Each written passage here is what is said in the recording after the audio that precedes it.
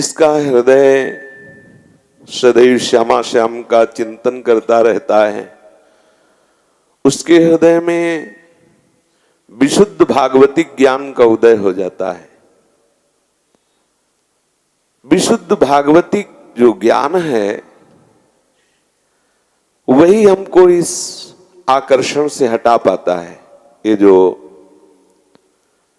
शब्द स्पर्श रूप रस गंध ज्ञानेन्द्रियां इसका आश्रय लेकर मन के सहित विचरण करती रहती हैं, इसके आकर्षण में हमारा समय नष्ट होता रहता है, वो अज्ञान के कारण।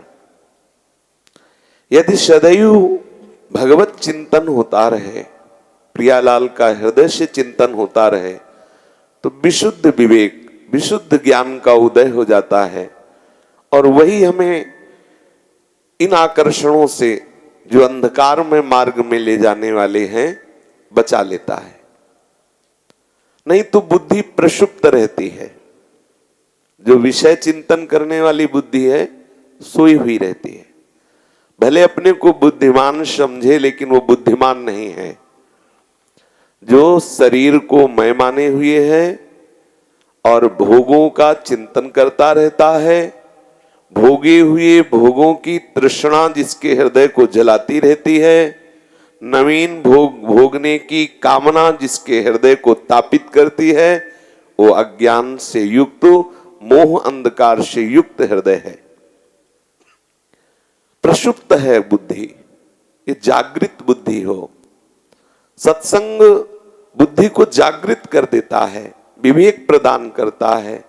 जो भगवत प्रेमी महात्माओं का संग करते हैं, निश्चित उनके हृदय में विवेक जागृत हो जाता है। विवेक से ही वो अनुभव करते हैं कि जो मुझे सुख की आवश्यकता है वो बाहर नहीं है। हमें जो मांग है हमारी वो बाहर से नहीं है, वो मांग बाहर की नहीं है, बाहर से उसकी पूर्ति होने वाली नहीं है। हमारी जो चाह है वो चिदानंद रस की है। सबकी जितने भी सुख के कामी हैं, सुख की चाह करने वाले हैं, वो स्वरूपानंद की तरफ जाना चाहते हैं, पर विषयानंद में फंसे होने के कारण उनको मार्ग नहीं मिलता। यद्यपि हर विषय भोगने के बाद घृणा होती, जलन होती, वैराग्य का अंकुरण होता है कि क्यों व्यर्थ में समय नष्ट करते हैं, पर सही मार्ग दिखाई ना देने के कारण पुनः फिर उसी तरफ वो खोजने लगते हैं निज आनंद की, स्वरूपानंद की, भगवदानंद की, प्रेमानंद की। जो हमारी मांग है हम उसे विषयानंद में खोजने लगते हैं। इसलिए ये जो जन्म मिला है सही दिशा में चलने के लिए मिला है। सही दिशा हम तभी निश्चय कर सकते हैं जब भगवत प्रेमी महात्माओं का संग करेंगे, क्योंकि उनके संग से सच्चिदानंद प्रियालाल के चरणारविंद की चिंतन की वृत्ति बढ़ने लगती है। जिसके हृदय में प्रभु के श्री चरण कमल का ध्यान करने की प्रबल लालसा होने लगती है, एक बार श्री स्वामिनी जी के श्री चरण नख का प्रकाश हृदय में प्रकाशित हो जाए, ये सब ग्रंथियां छिन्न भिन्न हो जाएंगी। सच्ची मानिए, एक बार हमारी लाडली जी के गोरे चरणारविंद हमारे मानस पटल पर झलकने लगे। ये जो भावनात्मक चिंतन करते हैं ना श्री जी के चरणों का, ये भी महाभाग्यशाली जन है। मानो ऐसे बैठे हैं और भावना कर रहे हैं कि कैसे गोरे चरणारविंद लाडली जी के, कैसे सुंदर महावर सखियों ने लगाया है, कितनी सुंदर चित्र रचना की है, कैसे सुंदर नूपुर विराजमान है गोरे चरणारविंद में। आहा, कितनी कांति प्रकट हो रही लाडली जी की 10 अंगुलियों के नख चंद्र से। जो श्री चरणों की 10 अंगुलियां हैं उनमें जो श्री नख हैं, कैसी चांदनी प्रकाशित हो रही, कैसे सुकुमार चरण हैं, कितने लाडले चरण हैं हमारी लाडली जी के। ऐसी भावना में जो डूब रहा है ना, उसके समस्त कर्म बंधन छिन्न भिन्न हो जाते हैं। बहुत ही पावन बुद्धि जागृत हो जाती है। जो श्री लाडली जी का नाम, लालजू का नाम, लाडली लाल के चरणों का ध्यान, उनकी बुद्धि जाग जाती है। जो भगवत विमुख जन है, प्रसुप्त बुद्धि वाले हैं, बनते बहुत चतुर हैं, बहुत बातें ज्ञान की करते हैं, लेकिन अभी बुद्धि जागी नहीं है। क्योंकि जागने की पहचान है, जानस तबहि जीव जग जागा, जब सब विषय विलास विरागा। समस्त विषयों से वैराग्य हो जाए तो जाने हमारी प्रसुप्त बुद्धि जग गई। किसी भी विषय में आकर्षण न रह जाए तो ये जगे हुई बुद्धि का लक्षण है।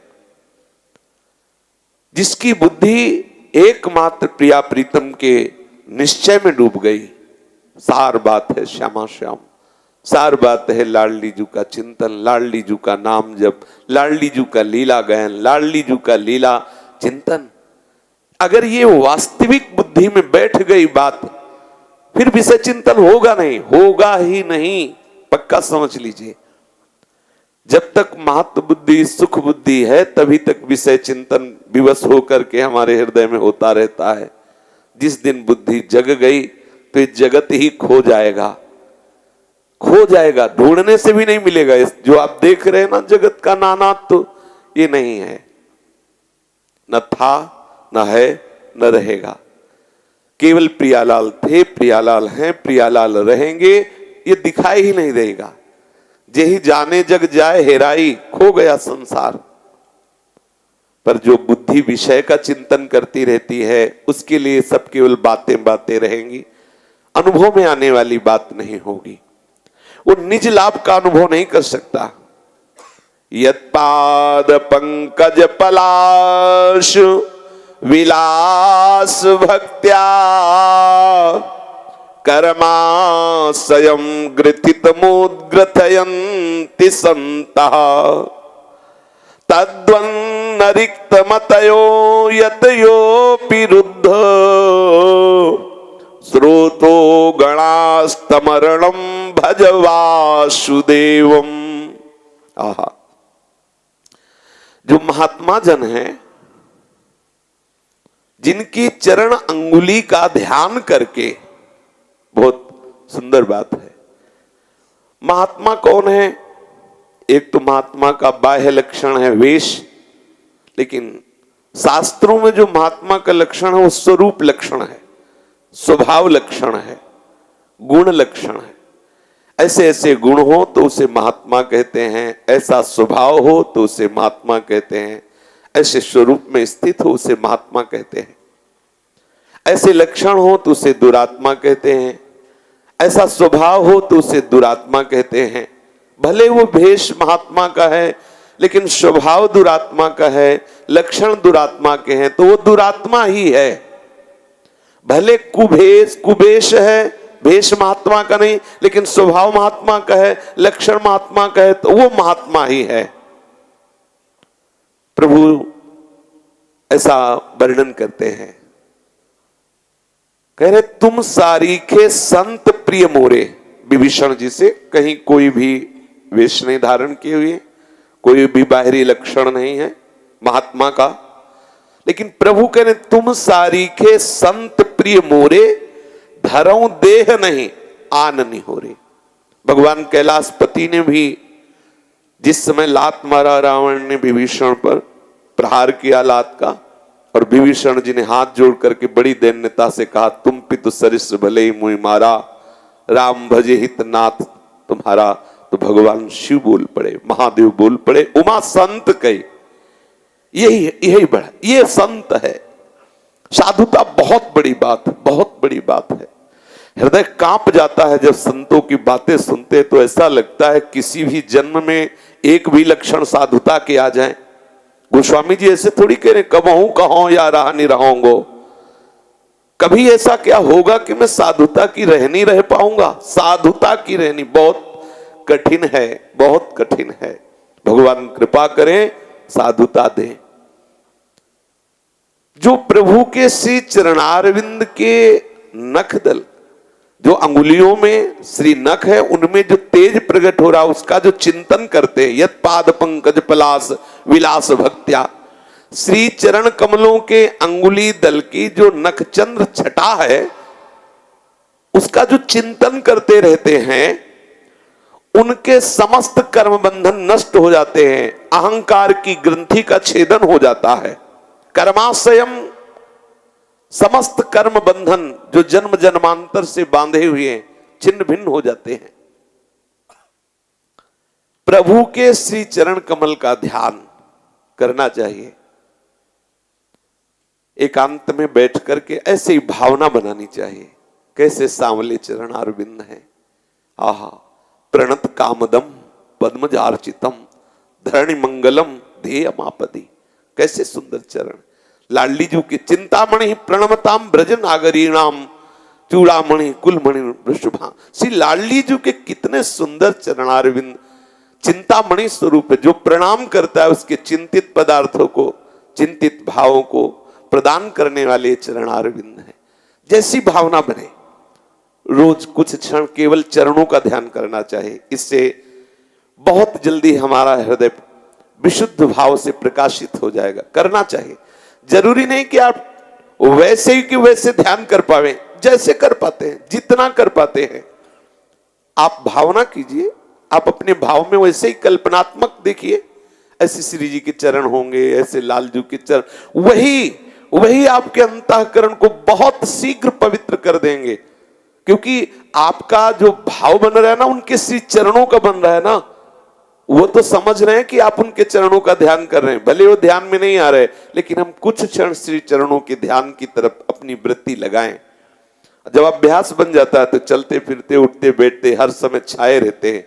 गौरवरण सांवल चरण रच मेहंदी के रंग, कितना सुख मिलता है।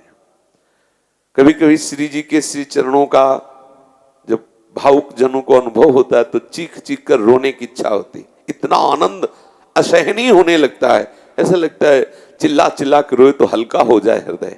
ऐसा सुख प्रदान सत्प्रेम सिंधु मकरंद रसौग धारा, प्रेम रस धारा लाडली जो के श्री चरणों से बहती रहती है।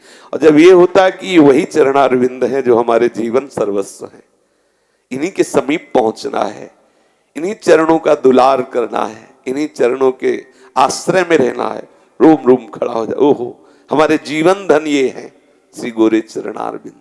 श्री राधा जुग चरण प्रीति उपजय अति भारी। तो जब कोई श्री लाडली लाल के चरणारविंद की अंगुली नखचंद छटा का ध्यान करता है तो उसके सारे कर्म बंधन नष्ट हो जाते हैं। जो जड़ चेतन की ग्रंथि यद्यपि मृषा है नहीं, पर जो भ्रमात्मक बंधन है वो नष्ट हो जाता है श्री चरणों के ध्यान से। उसके हृदय में अनुराग प्रकट होने लगता है। समस्त अहंकारों का नाश करने का प्रभाव श्री लाडली जी के गोरे चरणारविंद के ध्यान में है। आप देखो, बहुत दैन्यता आती है जब अखिल लोकों के स्वामी इन्हीं चरणों के बल से दैन्य हो गए। सोचो, प्रभु प्रभु जहां हर समय समस्त ऐश्वर्य वैभव प्रभुता हाथ जोड़े जिनके सामने खड़ी रहती है, यद्यपि सकल लोक चूड़ामणि तो दीन अपन पो मानत। सोचो, उनकी दैन्यता की तरफ तो जरा देखो। हमारी लाडली जी की सेवा परिचर्या में जो मगन सहचरियां हैं, उनसे दैन्यता, लाडली जी से दैन्यता की तो बात जाने दो, उनसे दैन्यता कैसे श्री लालजू महाराज करते हैं। ये प्रेम देश है वृंदावन धाम। लाडली जी के चरणों का चिंतन समस्त अहंकारों का नाश कर देता है।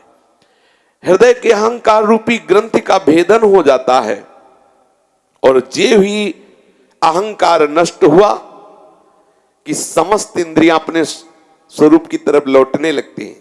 ध्यान देना, देहाभिमान के कारण ही इंद्रियां विषयों की तरफ भाग रही हैं। जहां अहंकार नष्ट हुआ तो लौटाना नहीं पड़ेगा, अपने आप लौट आएंगे। जहां देहाभिमान नष्ट हुआ तो हमारी नेत्रेंद्री का विषय होंगे प्रियालाल का रूप सौंदर्य, हमारी श्रवण इंद्री का विषय होगा प्रियालाल का नाम श्रवण, प्रियालाल का गुण श्रवण, प्रियालाल का लीला श्रवण, हमारी रसेंद्री का विषय होगा प्रियालाल का उच्छिष्ट, हमारी वाक इंद्री का विषय होगा प्रियालाल का नाम स्वाद, राधा नाम सुधा रसम। प्रियालाल के नाम का स्वाद ले, प्रियालाल के गुणों का गायन करके हमारी वाक इंद्री डूब जाएगी। जो अभी विषय रस का वर्णन करती है वो प्रियालाल के रस में लौट आएंगी इंद्रियां। जो इंद्रियां बहिर्मुख हैं वो देहाभिमान के कारण है, विषय चिंतन के कारण बुद्धि प्रक्षुब्ध है, इतनी सामर्थ्य नहीं रह गई कि इंद्रियों को घसीट सके। जे भी प्रियालाल के चरणों का चिंतन हुआ कि इतनी सामर्थ्य आ गई, मन बुद्धि जागृत हो गए, इंद्रियों को वापस कर लिया, अविरल भक्ति का उदय हो गया। ये अविरल भक्ति एक क्षण भी कभी विस्मरण नहीं होता प्रियालाल का। ये तभी हो सकता है जब विरति हो, वैराग्य हो। वैराग्य विशुद्ध तभी हो सकता है जब विवेक हो। इसीलिए सत्संग, अविरल भगति, विरति, सत्संगा, तभी चरण सरोरु प्रीति अभंगा। अखंड अनुराग तभी आराध्य देव के चरणों में होता है जब हमारा किसी भी विषय से राग न रह जाए। वो तभी होगा जब बुद्धि जागृत हो। बुद्धि जागृत होती सत्संग से, सत्संग से शुद्ध ज्ञान, विवेक, विवेक से ये जो आकर्षणमयी माया है इस पर विजय प्राप्त कर लिया, इससे विरति हो गई। अखंड स्मृति, जहां अखंड स्मृति तो आनंद ढूंढने की जरूरत नहीं, आपका हृदय आनंद से भर जाएगा। ये मनुष्य जीवन इसी लाभ के लिए मिला है। बड़े बड़े जो योगी जन, यति जन अर्थात सन्यासी जन अपने अंतःकरण को निर्विषय करते रहते हैं पर पूर्ण निर्विषय करने में असफल होते हैं। लेकिन जो प्रभु के चरणों का आश्रय लेकर श्री चरणों का ध्यान करने लगता है, प्रभु के चरणों की दासता स्वीकार कर लेता है, तो उसे ज्यादा प्रयास नहीं करना पड़ता, सहज में वो निर्विषय हो जाता है। सहज में उसके हृदय में विषय आकर्षण नष्ट हो जाता है। ज्ञान नहीं है लेकिन उनका हृदय वैराग्य से युक्त, ऐसा देखा अच्छा ही नहीं लगता। वो उपनिषद के सूत्र नहीं बोल सकते लेकिन उनके हृदय की स्थिति ऐसी आ गई है, प्रभु का नाम जपने से, प्रभु का ध्यान करने अच्छा ही नहीं लगता कुछ। वो व्याख्या नहीं कर सकते लेकिन उनको कोई सुख अच्छा ही नहीं लगता। रुचि हो गई है नाम के प्रभाव से, ध्यान के प्रभाव से। ये जो बड़े बड़े साधनों से पूर्ण रूप से निर्विषय नहीं हुआ जा सकता, वो श्री जी के चरणों के ध्यान से, श्री जी के चरणों का ध्यान सच्ची मानिए बहुत सरस कर देता है हृदय को। तो हम ये कहें कि हमने तो श्री जी के चरणों को देखा नहीं तो क्या ध्यान करें। आप भावना करने लगो, जैसे सुन रहे ना, आप भावना करने लगो लाडली जी बड़ी कृपालु, धीरे धीरे देने लगेंगे, श्री चरणों का सानिध्य देने लगेंगे। आप देखिएगा, खुद देखिएगा, इस बात पे विश्वास कीजिएगा। आप थोड़ी देर ध्यान का प्रयास कीजिएगा, अनायास ध्यान होने लगेगा। आप चाह तो कीजिए, लाडली जी तो चाह को कितनी शीघ्रता से पूर्ण करेंगे आप देख लेना। आप केवल चाह कीजिए कि मैं लाडली जी के, लाल जी के चरणों का ध्यान करूं। जैसा बने, जैसा हमारे अंदर बल दिया है वैसे हम ध्यान करें। श्री जी अपने चरणारविंद और प्रीतम के चरणारविंद प्रकाशित कर देंगी। बहुत जल्दी हृदय सरस हो जाता है प्रियालाल के चरणारविंद के ध्यान के बल से।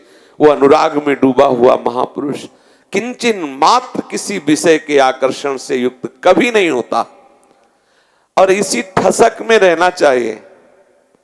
प्रभु के चिंतन का हमारे हृदय में बल होना चाहिए। ये कल एक प्रसंग पर चिंतन हुआ तो बड़ी निराशा हुई और ये भाव आया कि भगवान से भी आशा नहीं करनी चाहिए, इनसे भी प्रेम ज्यादा नहीं करना चाहिए। ऐसा है, कभी है भाव, कभी कभी जो मंत्र मिला है, नाम मिला है ना, इसी में आसक्त हो जाओ। ये पीछे पीछे डोलेंगे, इनके पीछे डोलने की सोचो, नाम छोड़ दो तो बड़े लीला विहारी हैं, ऐसी ऐसी लीला करते हैं कि हृदय विचित्र ढंग से पीड़ित हो जाता है। मतलब कुछ ऐसी ठाकुर जी की लीलाएं जिनमें बुद्धि काम नहीं करती, लड़ने का मन होता है, तब लगता है कि इनसे भी आसान करे, जो मनावे सो खेलो तुम। अब हम नाम बल से, गुरुदेव ने जो मंत्र दिया है उसके बल से देखते हैं कि तुम हमारे सानिध्य में रहते हो कि नहीं, निरंतर हमारे पास रहते हो कि नहीं। ये हम अपनी बात कह रहे हैं, आपको जैसा लगे तो अलग अलग भाव आते हैं। कल से हमारे यही भाव चल रहा है कि ठीक है तुम स्वतंत्र हो, जैसा मन माने तैसा करो, लेकिन जो हमें गुरुजी ने मंत्र दिया है, जो हमें नाम दिया है, हम कभी इसको स्वप्न में भी नहीं छोड़ेंगे। निरंतर जपेंगे और इसके प्रभाव से देखते हैं तुम चलते हो अनुकूल कि नहीं चलते हो। पक्का समझ लीजिए, ज्यादा इनसे भी घिघियाने की जरूरत नहीं है ना? नाथ नाथ नाथ तो कभी कभी ये भी चढ़ जाते हैं ऊपर। हाँ, ज्यादा इनसे भी हमारी लाडली जो तभी कभी कभी जब भ्रकुट टेढ़ी करती तो फिर अपने आप हो। हाँ, इसलिए थोड़ा सा कल की हमें लीला आएगी प्रसंग, उस लीला से हमें बड़ा दुख हुआ कि इतने समर्थ होते हुए अपने भक्तों के साथ ऐसी लीला, कभी कभी ऐसी लीलाएं आती, ठाकुर जी की गुस्सा लगता है इनके ऊपर। यद्यपि अज्ञानी जीव है इसलिए ऐसा कहते हैं, पर फिर भी लगता है कि मतलब आप इतने समर्थ होते हुए कभी कभी मतलब अब जिनके और कोई है तो अपने मन को बहला लेगा, अब अपना तो हृदय में फिर ऐसी पीड़ा होती कि हम आपके सहारे आपका यश गाते, आप ही हमारा जीवन। और फिर ऐसे जनों के साथ ऐसा खेल तो कुछ कम समझ में आता है। कल एक प्रसंग में अभी आएगा, श्री रामानुजाचार्य जी को एक दुष्ट राजा ने बुलवाया तर्क के लिए, अभी प्रसंग आएगा। तो उनके शिष्यों ने, किसी कुरेशाचार्य जी महापूर्ण जी ने कहा मुझे पता है कि वो मारने का प्लान कर रहे हैं, हम आपको नहीं जाने देंगे, हम जाएंगे। वो गए तो उस दुष्ट राजा ने दोनों महापुरुषों की आंखें निकलवा ली। ठाकुर जी के लिए गए, ठाकुर जी के लिए तर्क किया। ठाकुर जी का कल हमें बहुत विक्षेप बना रहा घंटों इस बात का, यार मतलब इतने समर्थ होते हुए फिर ऐसे सिद्ध महापुरुषों की आंखें निकलवा ली। और इतना हुआ कि एक महापुरुष का तो शरीर ही पूरा हो गया, महापूर्ण जी का रास्ते में ही खून स्राव, रक्त स्राव हो रहा है। तब लगा यद्यपि है तुम्हारी लीला ही, पर हमारे पचती नहीं है ऐसी लीला। आपके लिए जीवन है, आपके लिए। वो बाद में भले उसकी दुर्गति हो, लेकिन वर्तमान में तो आपका यश गान करने वाले, आपको जीवन समर्पित करने वाले। यद्यपि उन महापुरुषों को कोई फर्क नहीं पड़ा, अपने लोग कायर जन जैसे है ना, वही डरते हैं। वीरों को तो आनंद आता है जब उनके घाव होता है, तब युद्ध भूमि में जब उनके अस्त्र शस्त्र लगते हैं तो उनको आनंद आता है, लेकिन अपने जैसे कायरों को लगता है कि उनको घाव। वो तो महाआनंद में डूबे हुए महापुरुष हैं, उनको तो कोई फर्क नहीं। पर अपना हृदय कचोट गया कि आपके लिए जो तर्क कर रहे हैं, आपके लिए जी रहे हैं, आप ही तो गुरु रूप हो, गुरु को बचाने के लिए जो सभा में जा रहे हैं उनकी आंख निकलवा ली गई।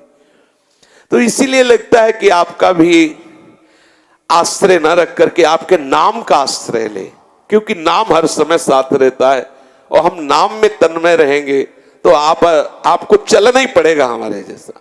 हमें तो लगा कि इनसे ज्यादा इनका नाम सुमिर पवन सुत पावन नामू, अपने बस करी राखे रामू। उपासक को चाहिए एक क्षण भी नाम न छोड़े, निरंतर नाम रटे, नाम का भरोसा रखे, नाम का ध्यान करे, नाम को लाड़ लड़ावे।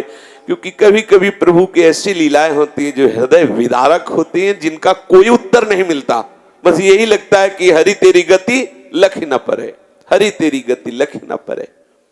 बहुत शीघ्र भजन के प्रताप से अपनी स्थिति को भगवत में कर लेना चाहिए। नहीं, भगवान की ऐसी विचित्र माया है कि कब कहां संशय खड़ा करके विस्मरण करवा दे पता नहीं। बहुत विचित्र है। मतलब प्रभु जाने, अगर प्रभु बल न दे तो कोई ऐसी लीला है कि बिल्कुल अंधकार छा जाता है कि मतलब करे तो क्या करे, इतने समर्थ है। बोलो, जो प्रभु के नाम की जय जयकार करके उनकी आंख निकलवा ली गई और आप खड़े देखते रहे। आप सर्व समर्थ होते हुए इतने सिद्धों की, तो कहीं कहीं ऐसा कल से हम व्यतीत है, बस ये उत्तर अंदर से आता है, नाम नाम नाम में बस तन्मय रहो, नाम में तन्मय रहो। और फिर आता है कि ये ठीक लाडली जी के सामने ही रहते हैं, हमारी प्रिया जी के सामने ही ठीक रहते हैं, नहीं बहुत चंचल हैं। बस अगर इन कहीं शासन में है तो हमारी लाडली जी के शासन, जाके अधीन सदा सांवरो या ब्रज को सिरताज।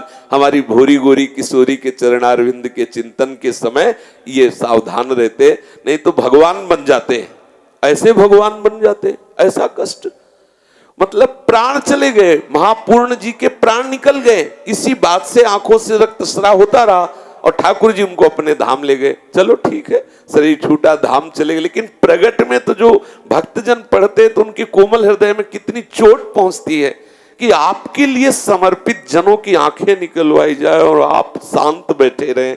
ये तो इसीलिए ये जो शरीर बंधन है, इससे मुक्त होना अति अनिवार्य है।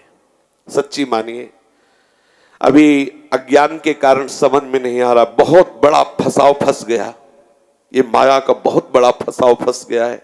आज हम मनुष्य शरीर को स्वीकार किए हुए हैं तो हमारी बुद्धि कुछ काम कर रही, कल जब हम सुअर कुत्ता बनेंगे तो हम बिल्कुल और बंध जाएंगे। ये शरीरों के बंधन से मुक्त हो जाओ, यही एक अवसर है, यही एक अवसर। और प्रभु की भी आशा ना करो, प्रभु के नाम की आशा करो। ये कल से हमारा भाव बदला है, प्रभु के नाम में लगो, प्रभु के सुमिरन में इतना तन्मय हो जाओ कि तुम्हें जो मन भावे सो करो। हमें कोई शर्त नहीं आपसे, कोई मांग आपसे नहीं, कोई बचाव पक्ष आपसे नहीं। इतना नाम में डूब जाओ कि शरीर की शुद्ध ही ना रहे, इतना नाम में डूब जाओ कि पीछे पीछे डोले और आपसे पूछे क्या चाहिए तो आप पूछो कि आपको क्या चाहिए। ये नाम बल, और नाम में ऐसी सामर्थ्य है, पक्का है, ज्यादा घिघियाने की जरूरत नहीं है। गुरु ने हमें समर्थ बना दिया है, उनका नाम दिया है, उनका मंत्र दिया है, सतत नाम। तभी संतों की जब सूक्ष्मता की बात पढ़ते थे तब लगता था कि अधिक बात ये मंत्र और नाम की तरफ क्यों प्रेरित करते हैं। इसीलिए अगर इनकी तरफ हम कोई बात रखेंगे तो पता नहीं कौन सी चाल चल जाए कि हमारा मन विश्वास न करे, इसलिए हम इनसे भी आशा नहीं रखते। आशा और विश्वास पूर्ण नाम पर करते हैं। ये जाएंगे कहां, इनको जो मन भावे सो करे। ये हम हृदय की बात करें, हृदय की। कल से हमारा हृदय या तो हमें उत्तर दे ठाकुर जी, कोई ना कोई संकेत दे। ऐसा क्यों, ऐसा क्यों? बड़े बड़े जो महापुरुष आपके लिए प्राण समर्पित किए हैं, ऐसे दुष्ट लोग, उनकी आंख निकलवा लो, आप देखते रहो। आप काल के भी महाकाल हैं, यदि आप अपने स्वरूप में खड़े हो जाएं तो त्रिभुवन को चाट जाए, कहीं कोई नजर ना आवे। यद्यप सब रूप आपके, जब खेल ही आपका है तो फिर ऐसा भी खेल क्यों जो अपने जनों को जिताओ ना। आप ही तो खेल करने वाले, तो ऐसा भी क्या खेल कि अपने जनों को रौंद दो, अपने जनों को गिरा दो। ऐसा बोले हम अपने जनों का यश, तो आंखें ही निकलवा के यश होता है क्या? और भी तरह से तो यश हो सकता है। कुछ लीलाएं ऐसी होती भाई बिल्कुल समझ में नहीं आती। अब माधवदास बाबा ने मांगा थोड़ी था कि कई दिन के भूखे थे, ठाकुर जी स्वयं भोग की थाल पहुंचाई और वो पीठ किए इसीलिए बैठे थे, कुटिया की तरफ पीठ किए, दरवाजा जो है उसमें पीठ ऐसे किए कि भैया ना किसी को देखेंगे ना किसी से मतलब, राधे श्याम राधे श्याम। पीछे से आवाज किया कि बाबा ये ठाकुर जी का प्रसाद है, पा लेना। ठाकुर जी आवाज दे रहे हैं, उनका भजन पूरा नहीं हुआ था, बोले रख दो हम अपने समय से पा लेंगे। जब उठे तो देखा बहुत सुंदर स्वर्ण की थाल, तो सोचा किसी धनी मानी का होगा। प्रसाद पाया, बड़ा सुखद लगा। समुद्र से धोकर थाल ऐसी कुटिया में खड़ी कर दी दीवार में कि जिसका होगा ले जाएगा। अब आप देखो, उन्होंने मांगा तो नहीं था भोग, आप ही लाए करुणा करके। अब आप अपने पार्षदों को भिजवाते हैं, पता चलता है कि भोग की थाल बाबा की कुटिया में है। कोई नहीं ये प्रश्न कर रहा कि ये बूढ़ा महात्मा कहां से जाएगा थाल चुराने। कितनी पिटाई करवाई, सब पार्षदों ने खूब पीटा श्री माधव बाबा को। पता नहीं इन लीलाओं से इनको कौन सा सुख मिलता रहता है। ये अपने आप छेड़ते हैं, अपने आप पीटते, फिर देखते कि कैसा इसका हृदय है, कैसी इसकी स्थिति है। हरि तेरी गति लख न परे।